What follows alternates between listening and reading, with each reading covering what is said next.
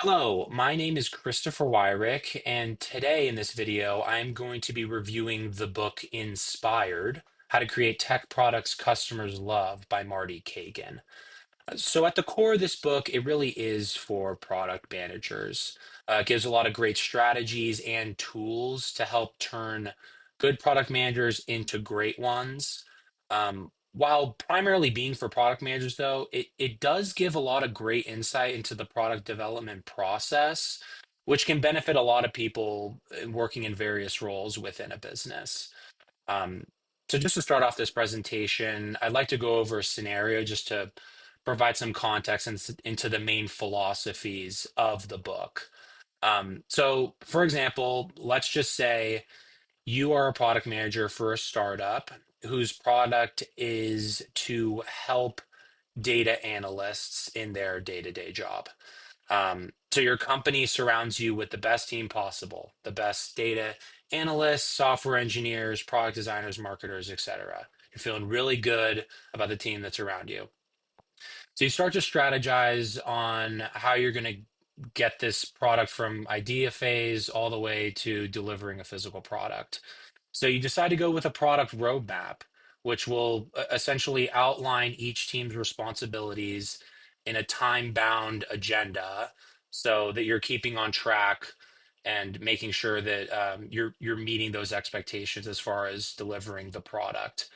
Um, while this may sound like a good idea and that this product has a decent chance at succeeding, Kagan would tell you that you're dead wrong.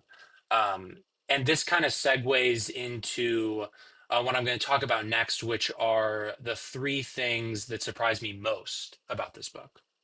So, the first thing that surprised me most about this book was that Kagan states that the waterfall method and product roadmaps typically lead to product failure. So just to create some context, they typically both go hand in hand.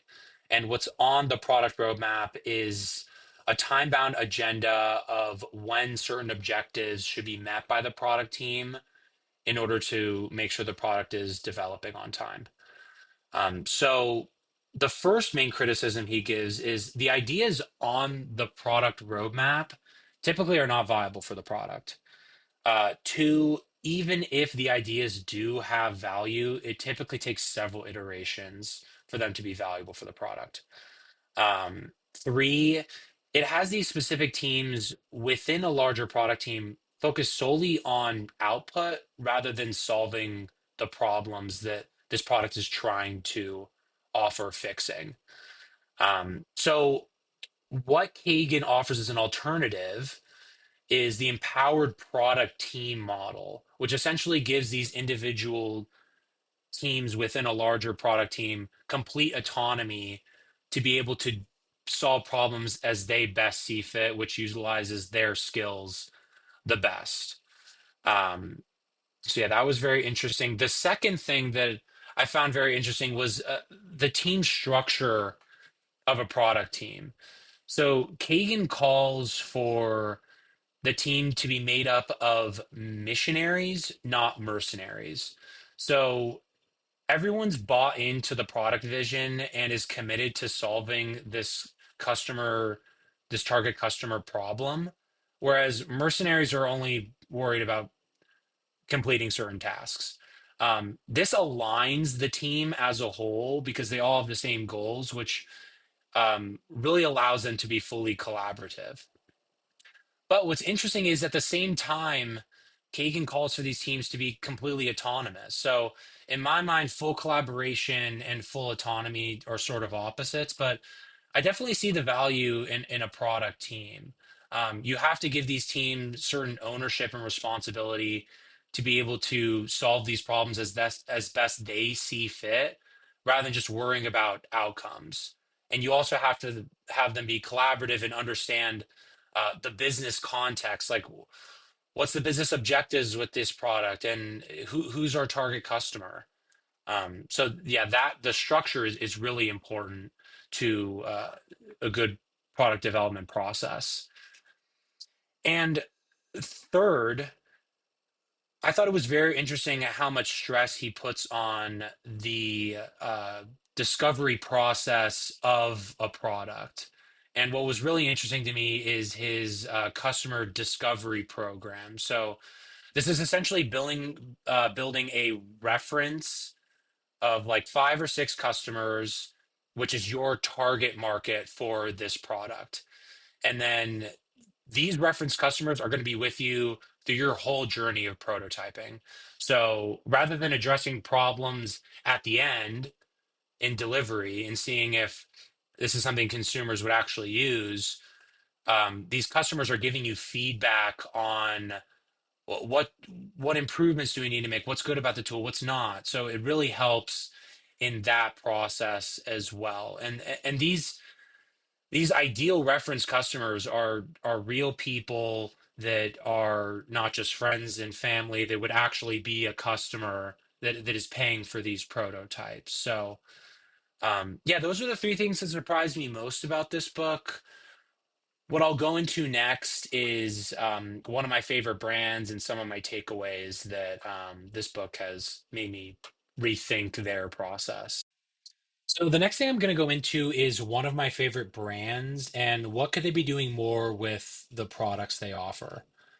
So one of my favorite brands is Rockstar Games, the video game company. And if you didn't know, they have developed the Grand Theft Auto and Red Dead Redemption franchises. Just to create some more context, Grand Theft Auto 5 is the second highest grossing video game of all time behind Minecraft, and Red Dead Redemption 2 is six on that list. So, extremely successful video game company, but they could be doing more with the products they offer. So, one specific opportunity that I see is more brand collaborations for Rockstar. So Fortnite, created by Epic Games, has really led the way with this, with massive brand collaborations, and which has boosted their revenue tremendously. So some notable collaborations are Marvel, Star Wars, DC Comics, the list goes on. And how this works is Fortnite will develop cosmetic items, which then players will then buy in game to use while playing their game. So I see a huge opportunity and use case for Rockstar to do this. So a lot of Grand Theft Auto gameplay is driving. So I could see massive collaborations with luxury car brands. So a player can purchase the McLaren he wants to drive. And a similar use case would be like clothing brands. If they want to wear Gucci and Louis Vuitton, they can for a small fee. So, yeah, I think that's a huge use case. And it goes into another use case, which is how could Rockstar partner with potential customers to make more compelling products? So, through the lens of Kagan's customer discovery program technique, I think that GTA and Red Dead Redemption 2 could adapt their stories into TV or movie series. So we've seen this with The Last of Us, the video game franchise, how they have done this so well with their hit TV series on HBO. GTA and Red Dead Redemption already have both great stories. So integrating them into film production wouldn't be so hard, and they could present these story ideas to those reference customers and see if there's any demand for it, or if there is, what would customers expect to see out of a Rockstar made TV series or movie. So yeah, those are my two use cases. And just to kind of sum everything up, overall the book Inspired has given me great context into product development and has given me some inspiration, so to speak, for my use cases for Rockstar Games. So, thank you for listening to my presentation, and I hope this gave you some valuable insight into product development.